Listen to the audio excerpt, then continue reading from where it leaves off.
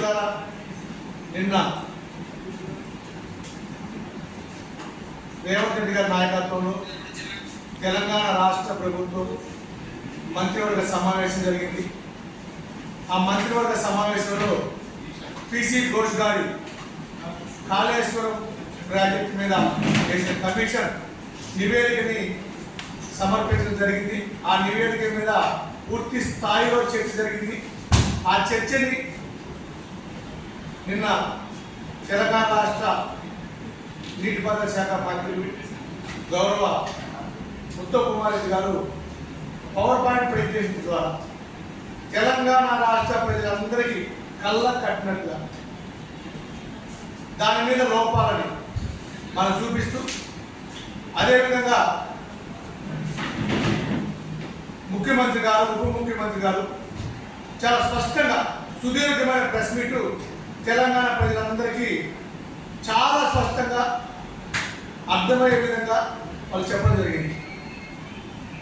నిన్న ఆ press meet చూసినాక తెలంగాణ పౌరుడిగా, కాంగ్రెస్ పార్టీ నాయకుడిగా అది చాలా మేము అనుకున్నాం ఇంట్లో నుంచి కాళేశ్వరంలో ప్రాజెక్టు కేవలం అవినీతి ప్రాజెక్టు, కాళేశ్వరం ప్రాజెక్టు కేసీఆర్ కుటుంబం దోచుకుంది, దాచుకుంది అని మాత్రమే అనుకున్నాం.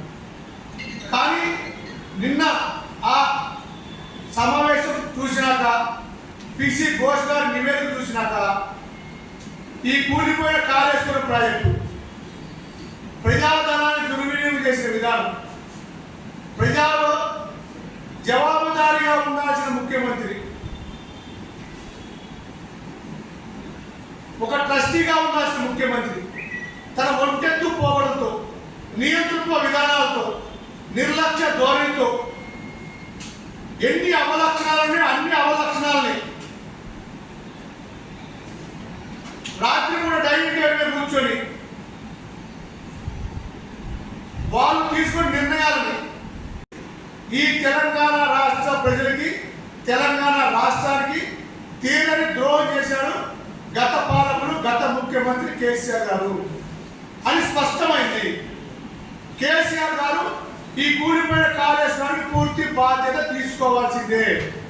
కేసీఆర్ గారు రేపు అసెంబ్లీకి వచ్చి బహిరంగంగా తెలంగాణ ప్రజలకు క్షమాపణ చెప్పాల్సిందే కాంగ్రెస్ పార్టీ డిమాండ్ చేస్తుంది. మిత్రులారా, మీరంతా చూశారు నిన్న సమావేశంలో మనం ఎన్నో రోజుల నుంచి మాట్లాడుతున్నాం. గత 10 సంవత్సరాల నుంచి మాట్లాడుతున్నాం. 2004, 2009 కాంగ్రెస్ ప్రభుత్వ హయాంలో రాజశేఖర రెడ్డి గారు జలయజ్ఞం పెట్టిన రోజు తెలంగాణ ప్రజలకి అద్భుతంగా నీళ్ళు అందాలి అని చెప్పి ప్రాణిక చేయాలి అనే ఒక ప్రాజెక్టు ప్రారంభిస్తే దానికి పరిపాలన అనుమతి తెచ్చి ఎక్కడా భూమి మునకుండా, ఎక్కువ డబ్బులు వేస్ట్ కాకుండా ఒక ప్రణాళికాబద్ధంగా చేసిన ప్రాజెక్టుని కేవలం నిర్లక్ష్యంతో, కాంగ్రెస్ పార్టీకి పేరు రావద్దన్న దుగ్ధతో, ఓర్చుకోలేని గుణంతో కేసీఆర్ గారు మార్చి దాని కాళేశ్వరం ప్రాజెక్టు పేరు పెట్టి, పేరు మార్చి 1,10,000 కోట్ల రూపాయల ప్రజాధనాన్ని దుర్వినియోగం చేశాడు.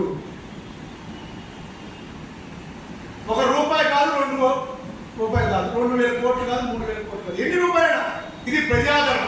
తెలంగాణ ప్రజలు కష్టంతో పన్నుల రూపంలో కట్టిన డబ్బులు. అప్పుడు లక్షల కోట్ల రూపాయలు అప్పులు తెచ్చాడు అడ్డగోలు వడ్డీలకి. నేను గతంలో కూడా చెప్పా, మనం హౌసింగ్ లోన్ తీసుకుంటే, ఒక కార్ లోన్ తీసుకుంటే, ఒక బండి లోన్ తీసుకుంటే 6%, 8%, 0.8% అంటే 80,000, 70,000 చేస్తారు. అంటే 12%, 14% అడ్డగోలుగా వచ్చిన దగ్గర గుంజుకున్నారు, పంచుకున్నారు, దాచుకున్నారు, దోచుకున్నారు. ఎవడి పాలైందిగా తెలంగాణ అని చెప్పి పాట ఉంది కదా, ఎవడి పాలైంది? దయతో సోనియమ్మ తెలంగాణ ప్రజల మీద ఒక వరం ఇస్తే ఆ వరాన్ని దుర్వినియోగం చేసి తెలంగాణ ప్రజల కష్టాన్ని దోచుకున్నారు ఈ కుటుంబం. అది చాలా స్పష్టంగా 2016 ఆగస్టులో ప్రారంభిస్తే 2019 జూన్ కల్లా ప్రాజెక్ట్. అంటే 34 నెలల కాలంలో దీనికి పూర్తి బాధ్యత కేసీఆర్ గారు, హరీష్ రావు గారు, ఆ రోజు ఆర్థిక మంత్రి ఈటల రాజేంద్ర గారు ముగ్గురు తీసుకోవాల్సిందే. పరిపాలన అనుమతి లేకుండా ఆ రోజు నీటిపారుదల ముఖ్య కార్యదర్శి, ఆ రోజు ముఖ్యమంత్రి, ఆ రోజు నీటిపారుదల శాఖ మంత్రి వీరు మాత్రమే సంతకం పెట్టారు, వీరు మాత్రమే బాధ్యత వహించారు. ఇది మా సొమ్ము, ఇది మా కష్టార్జితం, తెలంగాణ ప్రజల సొమ్ము. ఈరోజు 78,000 కోట్ల రూపాయలు ఎక్కువ వడ్డీ తెచ్చి కాళేశ్వరం కమిషన్ పేరుతో మీరు దోచుకుంటే మేము చూస్తూ ఊరుకోవాలా? దీనికి బాధ్యత ఎవరండి? దీని బాధ్యత ఎవరు వహించాలి? ఇన్ని లక్షల కోట్ల రూపాయలు ప్రజాధనాన్ని దుర్వినియోగం చేసిన ఈ ముఖ్యమంత్రికి ఏ శిక్ష వేయాలి? ఇంత దారుణంగా చేసిన ఈ ముఖ్యమంత్రికి ప్రజా జీవితంలో బతికే అర్హత ఉందా? వేరే వారు చూసిన చస్తాడు, నేను ఇది తప్పు చేశానని చెప్పి. నువ్వు ఒక ముఖ్యమంత్రిలాగా కాకుండా ఒక రాజులాగా, ఒక ప్రజాస్వామ్య వ్యవస్థలో ఉన్న సోయి లేకుండా, అది సోయి లేకుండా నువ్వు ఆ రోజు నిర్ణయాలు తీసుకున్నావు. ఈ రాష్ట్రాన్ని భ్రష్టు పట్టించావు, ప్రజాస్వామ్య వ్యవస్థను భ్రష్టు పట్టించావు, ప్రతిపక్ష పార్టీల్లో నిజాయితీపరమైన లీడర్లు లేకుండా చేశావు. ఎక్కడంటే అక్కడ దోచుకున్నావు. అరే అది చూస్తుంటే సిగ్గు అనిపిస్తుంది. నిన్న మా ప్రెసిడెంట్ చూస్తుంటే ఉత్తమ్ కుమార్ రెడ్డి గారు ప్రెసిడెంట్ సుందిర్ల బ్యారేజీ, అన్నారం బ్యారేజీ ఇవన్నీ కూలిపోయి 3 బ్యారేజీలు కూలిపోయినాయి అని తెలిసి కూడా, డామేజ్ అని తెలిసి కూడా మీరు వాళ్ళ కంపెనీ సర్టిఫికేట్ ఇచ్చి వాళ్ళ బ్యాంక్